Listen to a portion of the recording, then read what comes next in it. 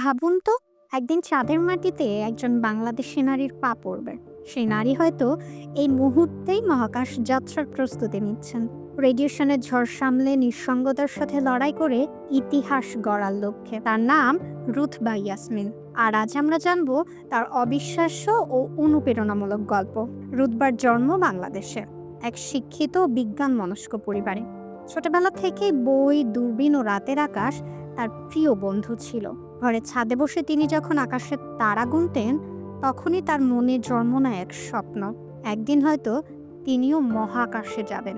শিশুকালেই তিনি নাসার বিখ্যাত নভোচারী সুনিতা উইলিয়ামসকে টিভিতে দেখে অভিভূত হন। সে অনুপ্রেরণার বীজ একদিন তাকে নিয়ে যায় মহাকাশ গবেষণার কঠিন ও চ্যালেঞ্জিং পথে।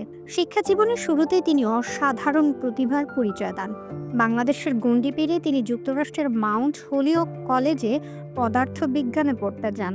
তারপর ডেটা সায়েন্স ও ইলেকট্রিক্যাল ইঞ্জিনিয়ারিংয়ে উচ্চতর ডিগ্রি অর্জন করে নিজেকে তৈরি করেন এমন এক জগতের জন্য যেখানে সীমা বলতে কিছু নেই, আছে কেবল চ্যালেঞ্জ আর সম্ভাবনার। এ অভিযানের প্রস্তুতির অংশ হিসেবে রুথবার নির্বাচিত হওয়ার স্পেস ন্যাশনের মুন পায়োনিয়ার মিশনে একটি বিশেষ দলে, যেখানে বেশিরভাগ সদস্য নারী, সঙ্গে একজন পুরুষও আছেন।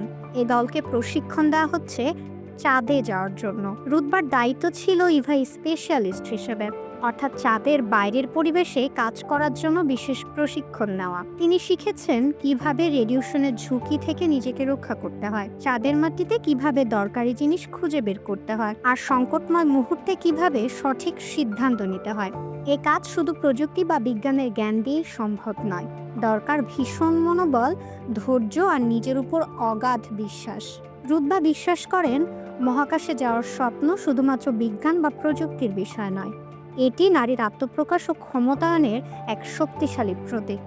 বিশ্বে বর্তমানে মাত্র 11% নভোচারী নারী। এই প্রেক্ষাপটে রুথবা নিজেকে দেখেন সাহসী এক প্রতিনিধি হিসেবে, কারণ এমন কম সংখ্যক নারীর মধ্যে তিনি আকাশ ছোঁয়ার স্বপ্ন পূরণ করতে সক্ষম হচ্ছেন। তিনি চান বাংলাদেশের প্রতিটি মেয়ে যেন নির্দ্বিধায় বলতে পারে, আমিও পারি চাঁদে যেতে। তিনি নিজেকে কেবল ভবিষ্যতের নভোচারী হিসেবে দেখেন না, বরং আগামী প্রজন্মের নারীদের জন্য এক আলোকবর্তিকা হিসেবেও গড়ে তুলছেন।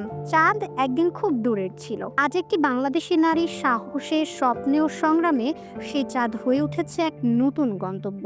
রুথবা ইয়াসমিনের গল্প আমাদের শেখায় স্বপ্ন বড় হলে সীমা বলে কিছু নেই।